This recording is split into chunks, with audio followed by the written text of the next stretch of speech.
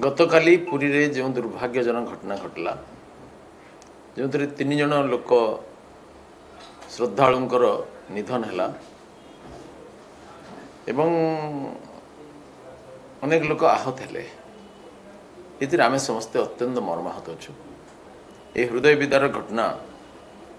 कारण समस्ते आम विचलित हो पड़ू से शवदाह एपर्यंत ही ना परिवार प्रति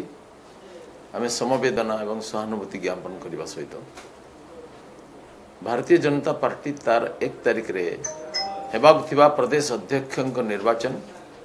एवं राष्ट्रीय परिषद सदस्य मान निर्वाचन को स्थगित करुच्ची ता सहित आज समस्त निर्वाचन प्रक्रिया मध्य स्थगित हो परवर्ती समय डेट निर्धारण है जिते शीघ्र कर